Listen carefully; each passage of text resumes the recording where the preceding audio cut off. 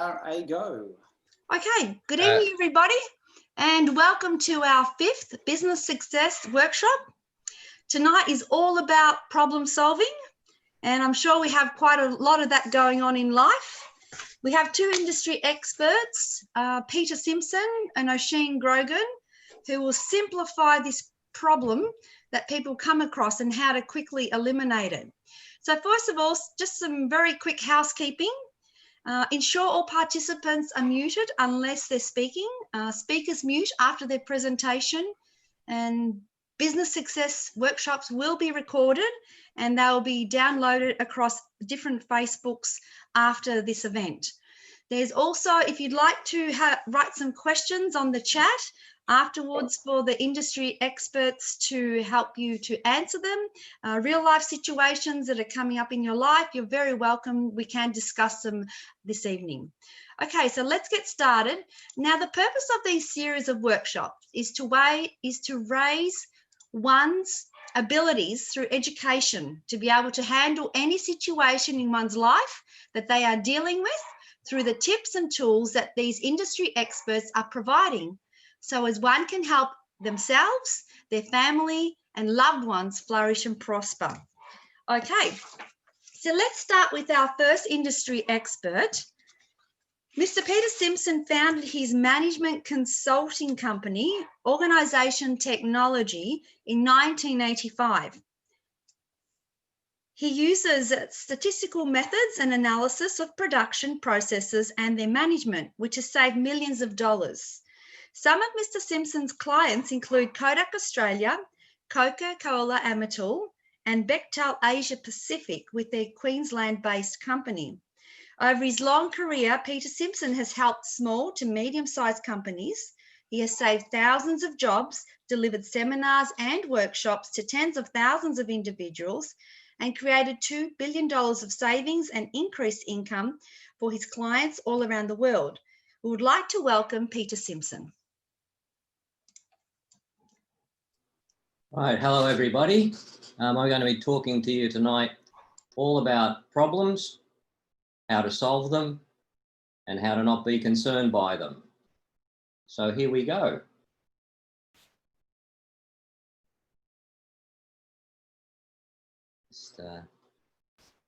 Good. Okay, so just need to find a button. Okay, you should be seeing that. I will now. Good. All right, very good. So solving problems, and again, as before, all based on the works of L. Ron Hubbard.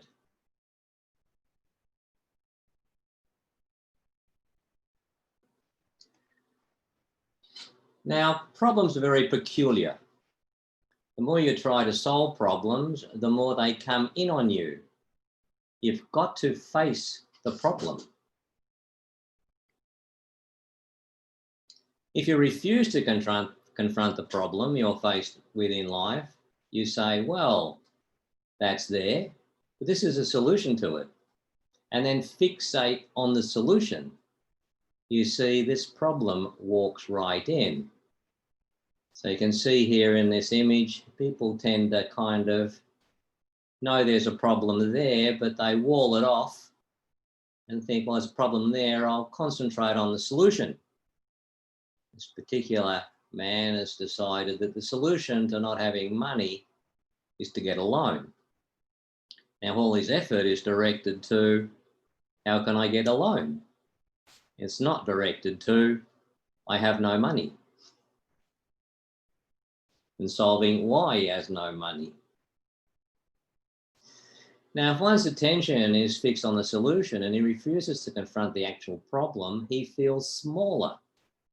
He's got to actually knock out this fixation on the solution and confront the problem. And when he does that, the thing goes away.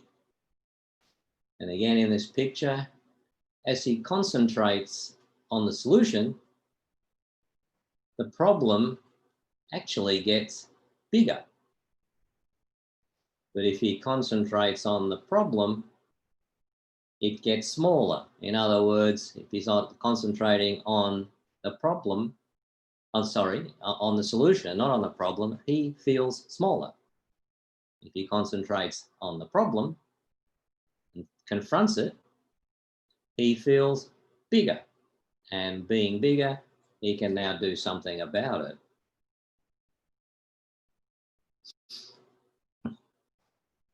Other people's problems. There's only one class of problem, and that's other people's problem. There isn't a class of problems known as the person's problems. He doesn't have any.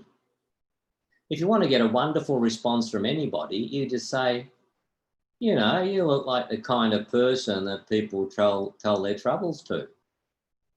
Whoever you tell that to immediately realizes this is so. Because this is the only place he's ever going to get a problem.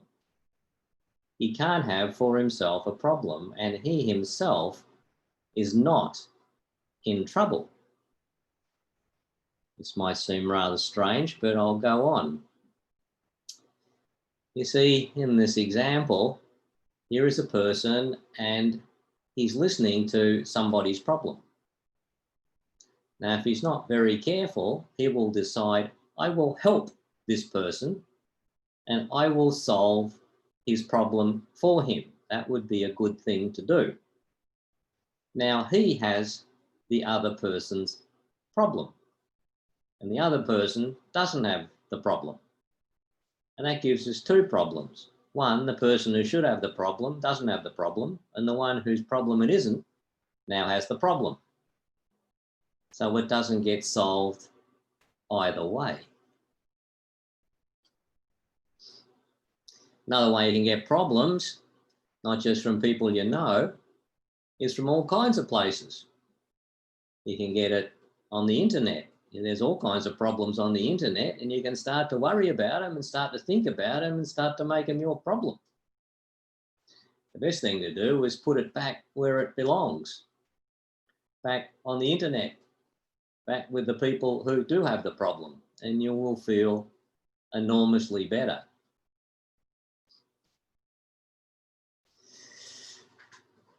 How to handle employee problems as a company owner and at all times.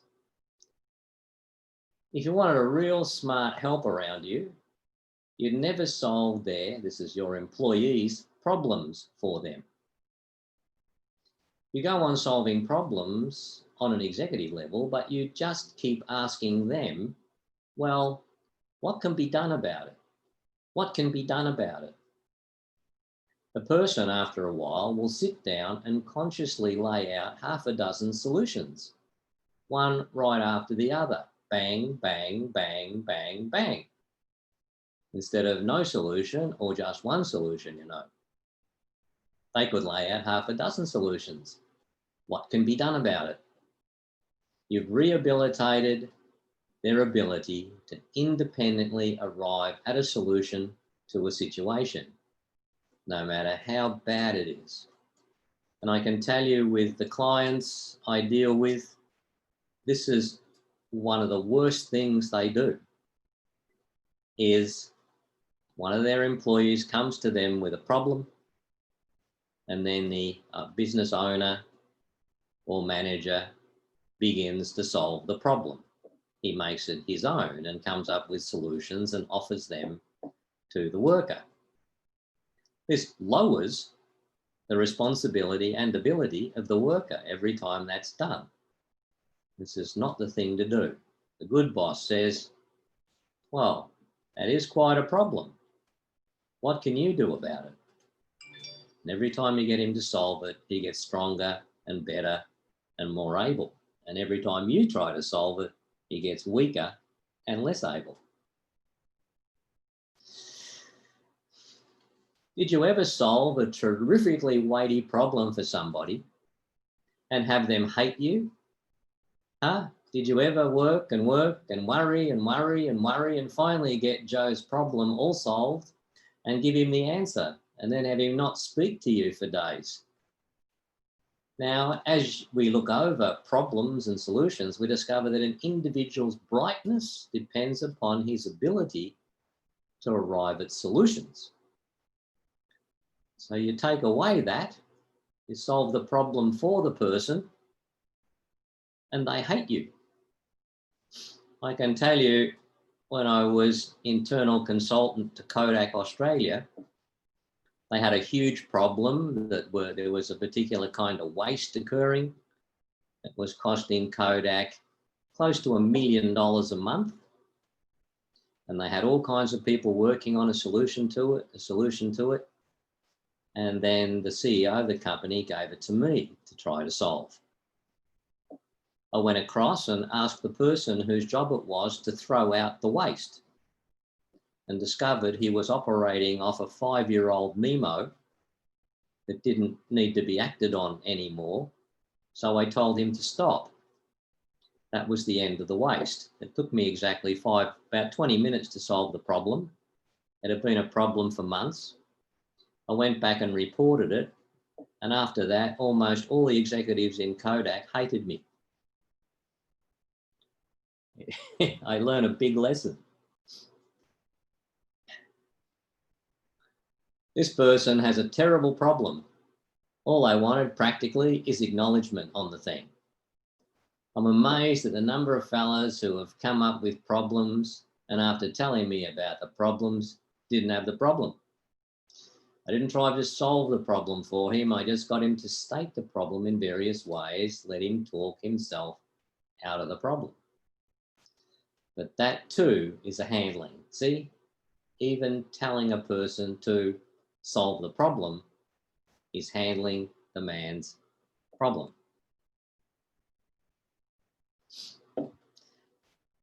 Removing your own problems. You say, let's see, what are my troubles? What are my troubles? What difficulties am I having? Write them down. Make a list of them. Here they are. Here they are. Here they are. I'm obsessed with the idea that the landlord is going to evict me at any moment. In other words, throw me out of my rented office, factory, shop, or house. You're going to be kicked out because you're not paying the rent. No, we don't even have to go and talk to the landlord. It's an oddity. Of course, the reality of having some cash to pay him with is very nice, but when we don't have the cash, there's no use worrying about it too. All right, now, we make a list of these little problems and then we read them over. Read that first one you wrote down and just say to yourself, now, how am I going to tackle this? You see, that's a kind of communication too, isn't it?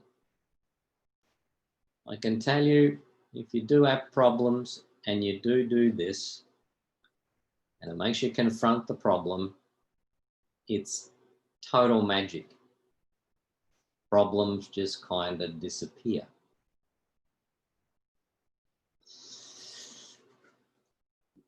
Just some final words here. Oh, by the way, I will actually go back to this one, and I'll give you an example of it, which really for me was magic. I had a very major client in Japan. They were traders. They bought and sold materials globally.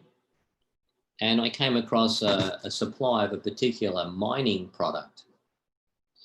And I introduced that person to the company. What he had was very valuable, but he himself was a crook. And the deal went very bad and the company lost $1 million.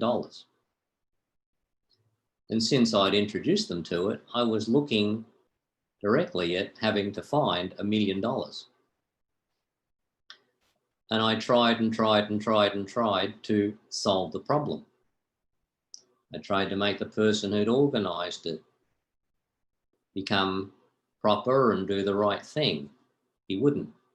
I tried other ways to solve it and nothing happened. I then sat down and wrote down the problem and looked at what it might be. As I looked at it, the problem got bigger and bigger and worse and worse and horribler and horribler. I'd lay awake at night and it was horrible and horrible until I ran out of things to put on the list about how horrible it could be. And I told my wife we might lose the house. I told other people what might happen. And when it was all done, there was nothing more to do. And the very next day, the person, the owner of the company in Japan, called me up and said, I don't think you should worry about it. I think you should come back to Japan and help us in the company as you did before. And that happened the very next day. It was magic. It's a true, absolutely true, if unbelievable story. So now some final words. It's awfully simple. If you just looked at life this way and said, why? I don't see anything that will offer me any trouble. No obstacles around here that I can see. Well, you wouldn't have any. So that's the attitude to take. You can do it and things just disappear. All the bad things, the problems go away.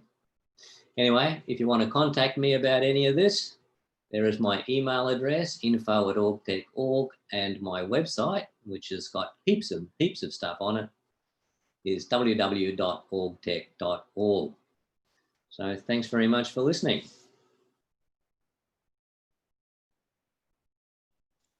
Wonderful. Thank you, Peter. You're welcome. So simple, isn't it? It is all too simple. It is. Sometimes we make a mountain out of a molehill, don't we? Indeed. Awesome. Okay, so we have our next industry expert. We'd like to welcome Oisín Grogan. He knows what it's like to have debts, lack of sales, and difficult staff. All the challenges that you're facing right now as a business owner, he has personally experienced. But more importantly, all these difficulties he has managed to conquer. Oisín founded his company, Executive Success, in 2008, and since then he has consulted businesses in over 50 industries, ranging from startups to public companies with turnovers in the hundreds of millions, and has been able to grow and streamline all types of businesses. Let us give a very warm welcome to Mr. Oisín Grogan. Cool. All right. Hi, everyone. Thanks for that. Okay, great. So, yeah, I can vouch for what Peter was saying. I've used all of those things, and I'd have to say it's very true. In fact, sometimes you know problems are so valuable that if you take them away, yeah, like you can't even help someone as a consultant. It's interesting. I've actually sat with people who originally wanted services and actually had to go into all the bigger problems they had, so they would actually engage me to solve the littler ones. Quite funny. Anyway, so let's go into another aspect on how you can solve issues in your company. I'm just going to share my screen. There we go. And then at the end, there'll be the opportunity to ask Peter and I questions. Okay, so, and you can also ask, put any questions in the chat as we go. All righty, so let's start. So what we're going to cover today, what I'm going to cover is quantity versus quality. An interesting problem that always comes up when you're trying to make money, grow a business, solve issues, solve problems. So let's have a look at this. We've seen me, it's all about me. Okay, good. So get a pen and paper ready. I'll have a few things for you to do. All righty. Here we go. There's three major factors that govern every product. Three major factors, every product or service, we could also say. These are quantity, quality, and viability. And I'm going to go into this, how this works. Now you can use this to expand, to promote, lots of things. Okay, so by definition, a product is this. A valuable final product is something that can be exchanged with other activities in return for support. The support usually adds up to food, clothing, shelter, money, tolerance, and cooperation, which is goodwill. So if you're delivering a lot of valuable products to people, this doesn't have to just be business, right? This could be in a relationship, right? If you're delivering a lot of value to your wife, she'll tolerate you more, right? If you no, I mean it, I'm not joking. And if you've delivered a lot of value to your friends and to your clients and things like that, they'll also tolerate you more. It's one of the best ways to I call it a cushion. You deliver a lot of value and products to people, you get a cushion of goodwill around you. And it's interesting, actually. A friend of mine was talking to people who were in the Soviet Union, when they were communist. And it was actually interesting. They said the people who delivered the most value to others lived better. They had better living conditions. So it was really interesting. This works in any sort of system. This is more of a natural law. All right, so that's a product, right? So this is how it's meant to work, right? Here's a person that works for you in your company, or this could be you delivering value to a company. It could be anything, but they deliver value and results, right? And then this company then delivers value and results to its customers, exchanges that product I was just talking about. And then what happens is customers give you money and tolerance and referrals and goodwill and things like that. And then if you're an employee or an owner, you get some of it. So that's sort of how this product thing works, right? This is you can't avoid this. Loans and things like that, they don't you still have to make the money. You got the idea. You still have to deliver the value, and you only make the money if you deliver the products. All right. And you also get shelter and things like that too. All right, good. So let's look at these again. So there's three major factors that govern any product or service: quantity, quality, viability. So we're going to look into these now. Then we'll do some examples. So quantity would be an acceptable, expected, or useful volume. All right. So if McDonald's is a good example of this, and I'm not a fan of McDonald's, but you may be. But how many hamburgers does a McDonald's have to pump out a day? I don't know, but I'd say it's quite a lot. And acceptable or expected. You couldn't put out 3 hamburgers a day at McDonald's, right? Wouldn't be enough quantity. All right, next. Quality would be the degree of perfection of a product. Okay, so and when I say product here, I do mean services as well. Consulting is a product. You're delivering a result. A service, a haircut, right? You're doing things, but you deliver a groovy haircut, right? So it's a degree of perfection, okay? And then last one is viability, would be the longevity, usefulness, and desirability of the product. So how useful, long it goes for, and its desirability. So these are all factors in this. Okay. Now, by the way, viability, right? This is the aim of all this, because if we look at it, what you're looking for as a business owner is viability, right? Viability will equal profit. It would equal good quality of life. It will equal, the things that you kind of get into business for. And this is the same for an individual too, right? Even if you work for someone or you're a manager, you need to be viable. So what does viable mean? Let's have a look. This is, I like to get into definitions here. So the actual meaning is the ability to survive or live successfully, right? So that's, see, your business needs to be viable. Whatever product or service is delivering, you need to be viable.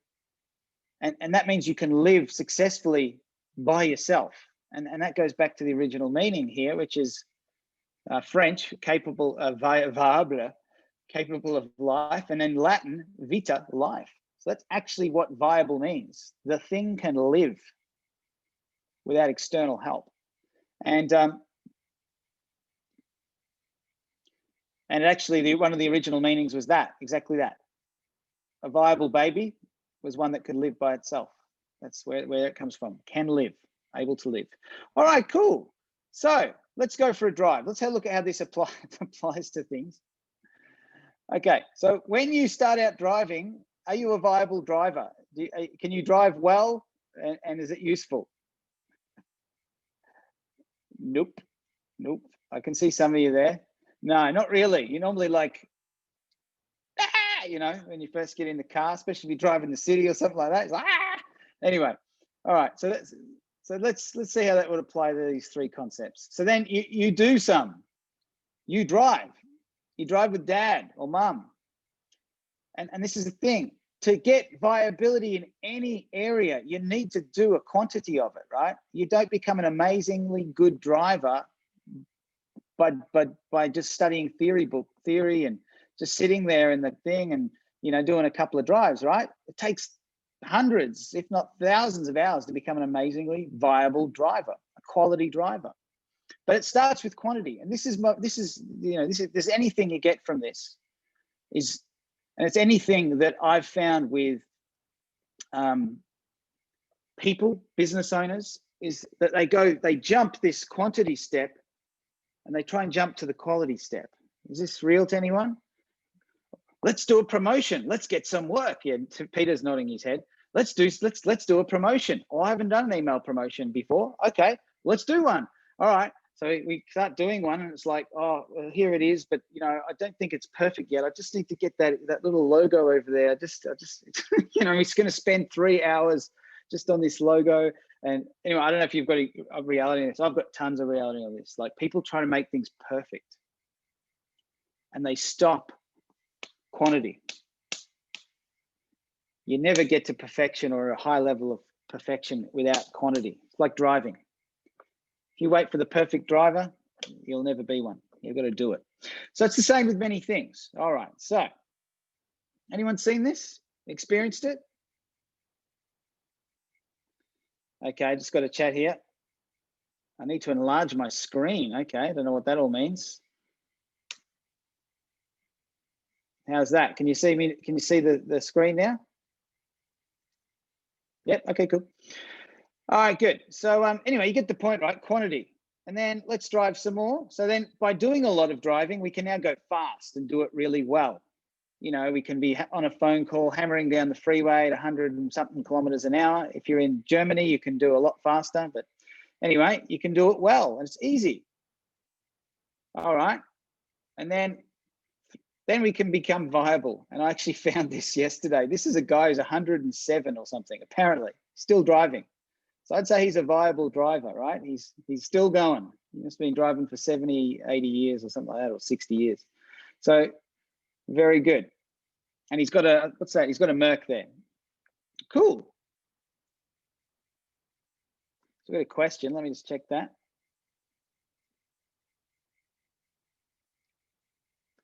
Yeah, good question, Lucas, but I'm going to answer it at the end. Okay. All right, good. So let's move on. Yeah, so it's the same with anything, right? You want to become a really amazing and viable piano player, you need to do it. If you want to be a great archer, you need to do a lot of it and improve the quality as you go. Bake cakes, it applies to everything. And you're normally a better parent by the second kid than the first, right? Or the third. You're very chilled by this third one if you've had 3 kids. All right, cool. So, you know, getting into how well organized things are increases production volume and improves quality, and thus can bring about viability. So we're back to businesses here and organizations. But it is the valuable final product there and being interchanged that determines the basic survival. So this gets into your question, Lucas, which is quantity and quality are inversely related. Yeah, I don't agree with that necessarily. You have to choose which to emphasize. And someone's asked a question here. This time in my business, I need quantity because quality is making me walk very slow, very slow. Exactly, exactly. So if you want to get a business, hopefully you can see me again. If you want to get a business going, you got to go like this. And I'll show you. This is the way you do it. And this is the way I've added a lot of value to companies. If you think of your business as a pipe, you know, unfortunately what happens is, you know, someone's got a little bit of water. Oh, let's do something cooler. Here we go. Ooh, we got some water going through the pipe, right? That's water flowing in. Okay, so that's nice. But see, you know, there's always some wastage, right? So not all the effort that you put in to your business comes out as money, profit, and results, right? So there's always some wastage somewhere. However, what happens is you'll find generally business owners will be trying to organize it, make it perfect. You know, that, oh, I've got a crack here. Oh, it doesn't look beautiful there, so I'll be getting a nice thing. And oh, we're going to make that beautiful, and we got to get this. Anyway, the point I'm making is that they're concerned with quality and perfecting this thing, which is not doing volume. So you're right. So the thing to do before you start trying to beautifully organize your pipe and make it look pretty and put bells and whistles on it and bows and, you know, and wrap it up nicely and make it so well organized, you know what the thing to do is? Quantity. Speed it up. Promote. If you're promoting once a month, send out an email once every week or once every fortnight. Push volume, speed it up. You'll find out also who your best staff are when you do this. You find out who your best people are. All sorts of interesting things happen. And not only will you make more profit and more money and things will go better, you'll also find out that the real leak is here. You see? You had to push enough volume through to find out what your real problem was. Then, per what Peter was covering, you can really confront that and have a look at it and that. But you can sit around forever trying to fix all these other things when nothing much is happening anyway. So first thing always is quantity. All righty. Cool. So I'll just wrap up now and we'll get into some questions. So you do have to have a product though. This is 100%. But there's just an exaggerated focus that people have on quality that stops the flow. Does that make sense? It stops the flow. Anything which slows your business down is probably not a good idea. You see, you should be speeding it up. So how well organized things are increases production volume and improves quality and thus can bring about viability. But it is the valuable final product there and being interchanged that determines basic survival. So you see, you've got to have that product flowing out in quantity. It's still that thing. So, you know, a guy starts a business or a girl, it doesn't matter. And let's say they're making, what's something? Someone give me an example. What do they make? Ice cream, car repairs, whatever, right? So they've got a basic, let's say it's car repairs. Okay, my face is not on the screen, is it? Oh, interesting. We've got Maria on the screen. Ah, there you go. I didn't spotlight myself. Always some fun with always some fun with Zoom. There's more. I was playing around with the controls today. See, here's an example, right? I don't know how many webinars I've done since this whole thing started, right? I'd say 70, 80, 100 in the last 6 to 9 months. And I'm still getting better. But I tell you what, they're way better now than they were 90 webinars ago. You see, I just did a lot of them. And there you go. All right, so yeah, to wrap this up. So you've got a person, they sit there and they repair cars, right? But so a repair comes in. Now we're assuming when we talk about this, that you intend to deliver good value to your customers, whatever it is. So you do it and you get it out. So imagine if you took 1 week to fix a car, like perfectly, immaculately, that should really take a day. See, amazing quality. How many customers are you going to get? Well, you can have 1 a week. And how many are they going to come back when it takes a week to get their car fixed, right? So, right? So you're better off just, again, try and get as good a quality as you can, but just go for some numbers first. So good, fix the car. All right, it took you a day and a half. But then, you know, then you get another car. So you fix 3 cars that week. Then the next week you do 5 cars. Then you're doing like a couple a day. And I'm sure you'll get better as you go. And then you can work out how you're going to organize to pump out even more. So you see, who's going to win? The guy or the gal who does 1 a week or 5 a week. And that's, whether you like it or not, this is just one of the principles of this world and this universe. It's quantity Quantity wins, really. You've got to go with quantity first, and then you can tweak quality. Now, so let me just wrap up the last few slides, and then we'll take some questions. I think we've got some. So it is the valuable final product there and being interchanged that determines basic survival. Okay, so that is the fundamental.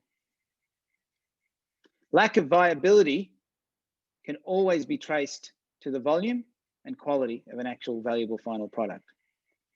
Okay, so they're both important, but in my experience, it's volume is the one people don't start with.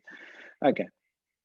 Hope of a product has a short-term value that permits an activity to be built. So this is when you're starting out, you know, you can promise people things, that's fine. You know, and they go, yeah, this is going to be great. And then, but then you got to deliver. But when the hope does not materialize, then in any hope for viability also collapses. So you got to deliver, and that's from L. Ron Hubbard, from a reference, an article called Valuable Final Product. So there you go. Okay, cool. So we've covered the pipe. So here you go. So this is the takeaway. Quantity, quality leads to viability. All right, there's my details. If you want to speak to me, you can get me at Facebook at 200 million coach, or email us contact@200millioncoach.com, and the website's 200millioncoach.com. All right, cool. Thank you. Now let's just take some questions. Peter, I think, can jump in on this as well. I'll remove my spotlight. Let's have a look at these questions. Yeah. All right, cool. So Peter, this is the question. I might answer this one, but what do you do when your business doesn't have enough customers, produce a lot of quantity? Do you focus more on quality then? Well, no, you need to get more customers if that's the thing. You just need to get more customers. However, you do have to decide where your business sits in terms of the quality scale, right? Like my first company was a cleaning company that I owned. It's when I started. We sat mid-market quality-wise. So I didn't do cheap, shitty cleaning, pardon my French. We did reasonably well-priced, high-quality cleaning that didn't drop off, you see? So that was the expected quality. So that does come into play. You know, if you put a sign on your van saying Melbourne's cheapest cleaning, you'll probably get Melbourne's cheapest customers. You know, you don't want to. Right. So that's not where I want to play. But some businesses do. They're right there at that low level quality, but they run volume. That's okay too. Just know what your expected quality level is. All right. That's really what you should know. But if you don't have enough customers, mate, go and get some more. Because I think that's a common response to a lack of quantity, is to go very hard on quality to make sure everyone's very satisfied. I see that a lot, even in business. Yeah, well, if you don't have enough customers to be viable, you can do that all week long and all month long, and you'll go broke. You won't even service those customers. So, look, you could definitely divert or devote a certain portion of time to quality, and you should. But again, if you don't have enough customers, again, it's just like you're not going to be viable. There's no way around it. That's mathematical. So you just spend most of your time getting more. Cool. So there was, I think that was all the questions. So over to you, Maria. I think I covered most of them. I think you did, Oisín. All right, good. Okay, look, now I've just got a couple more questions here for both of you. But before we go into that, I just wanted to let the participants know that all the information that these industry experts are talking about actually comes from this book here. It's by Mr. L. Ron Hubbard. So he developed the whole technology on how to run businesses. And it's from, his book is actually called The Problems of Work.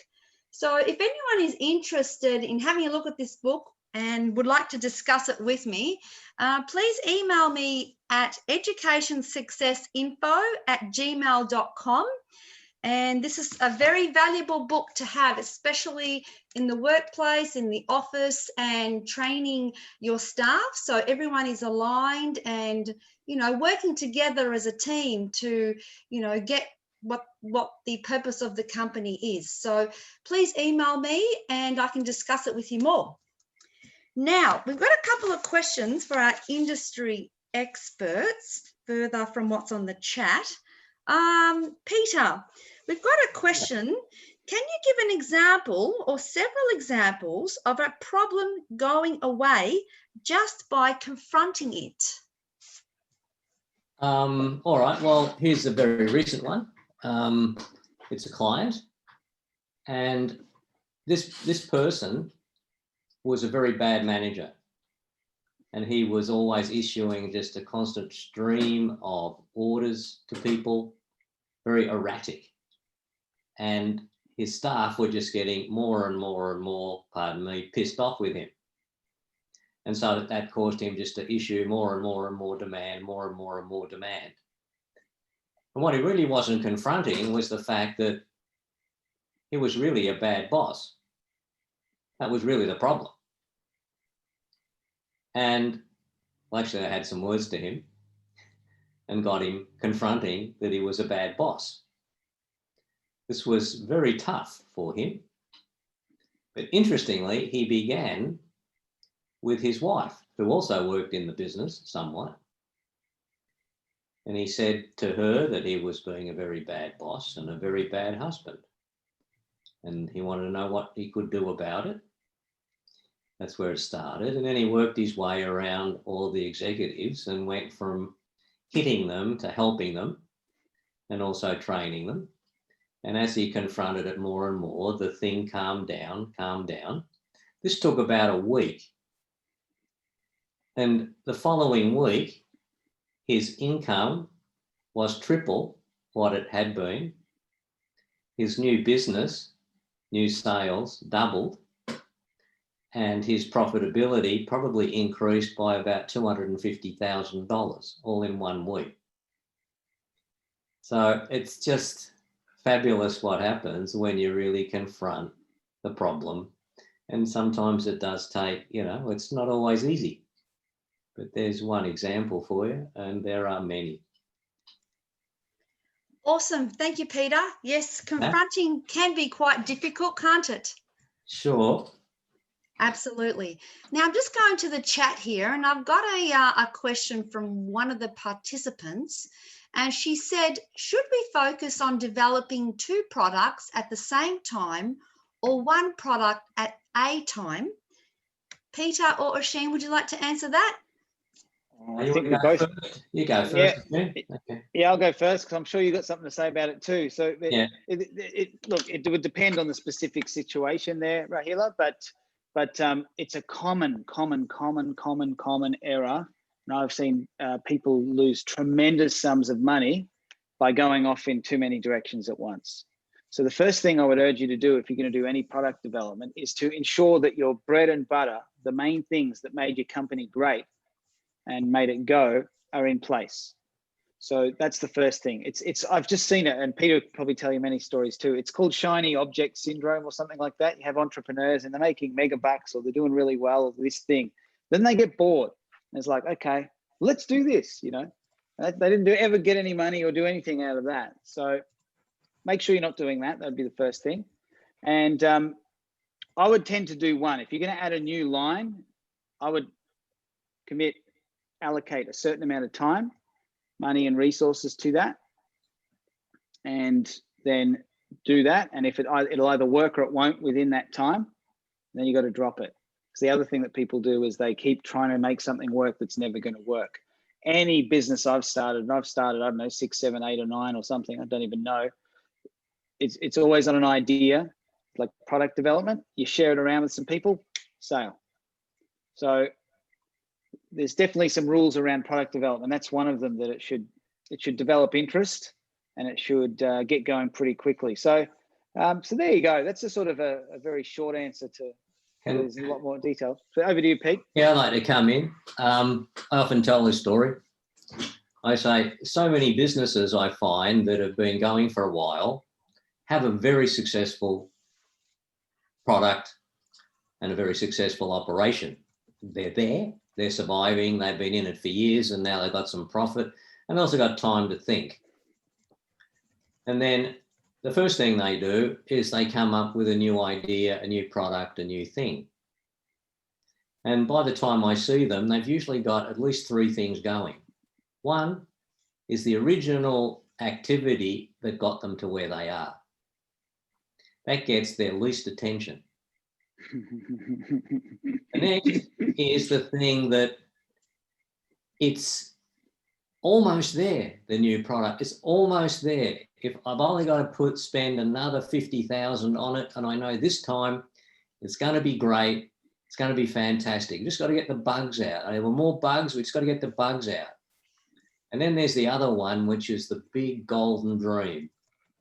It's way out there, and if that comes off, then everything's solved.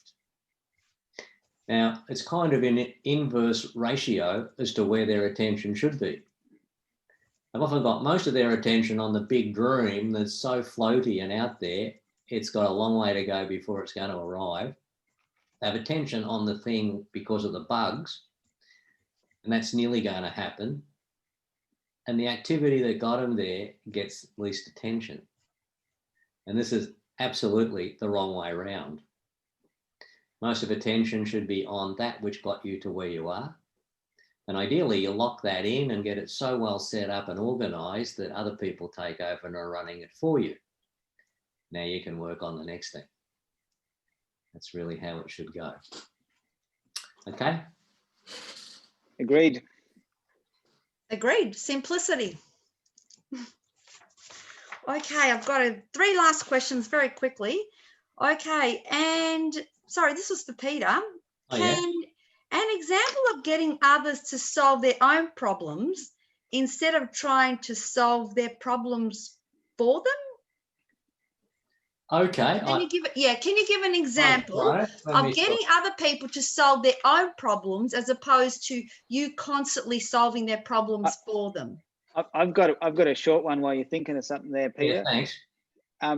I was laughing because when you were doing yours, because this definitely applies in the family, right? There could be a maxim, a rule of thumb, right? Never solve your wife's problems.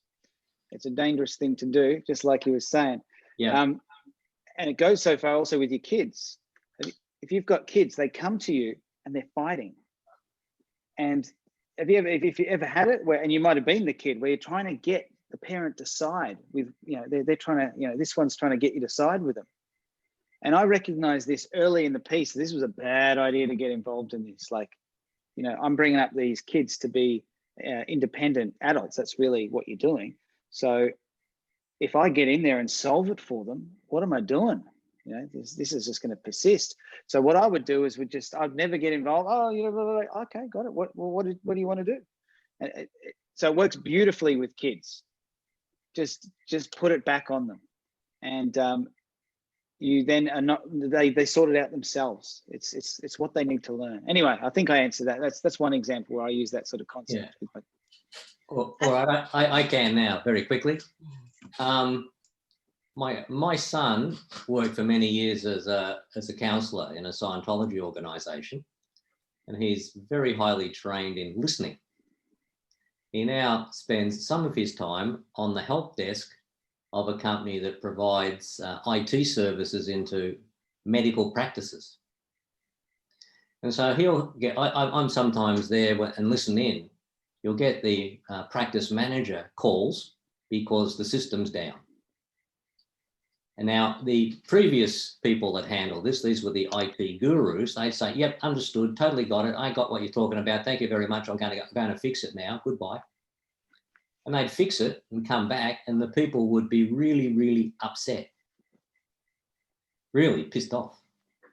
So now I listen to my son and he goes, oh, I see. So tell me about the problem. Ah, yes. Oh, gosh, that is bad. That is very, and patients are queuing up now. My goodness. So what are you doing about the way they're queued up? You doing anything? Oh, that's very good. Yes, yes. Well, just tell them we'll get it fixed right away. Very good. And what else is going on? And he's talking to them, getting them to talk, and while they're talking, they're coming up with things they can do. And the opinion of customers of that company has gone from "we hate you" to "we love you" just by doing that. So it's not a complicated thing or a difficult thing to help a person to solve their own problems. You just got to get them looking at it, really. It's not hard at all. Absolutely. Thanks so much for that, Peter. Good-o. I have a quick couple of questions, I think, for Oisín. The person says, I'm a perfectionist. I'd rather get it perfect first. What do I do? Oh, yeah. Well, I think we covered that quite a lot, but it's super common. I have a client also in Japan, funny enough, and this thing was coming up quite a bit. He had to do a website. 100% perfectionist, artist, musician, this, that, the other. He had to do the exact artwork. And if you know the Japanese, they really get into this stuff. Peter would agree with this. They get right into it. It's like way higher. It's so important. Anyway, but this level of perfection meant that no one else could ever do the website. And he'd had the same website for the last 18 years. And it was pretty average. Just, if you can imagine an 18-year-old website. It was bad. So, in this case, I literally took me about 2 to 3 months of writing him basically every week and reminding him of this exact concept, quantity, quality, viability. And he just got it out. I said, I don't care if it's not perfect. You give me a date and you get it done. So that's one answer. Set a date and it's just got to be done. And it's got to be good enough, not perfect, good enough, because we're going to do quantity first, right? And I just drilled that. And then guess this. So he does it. It looks great. Now he's getting media things. He's telling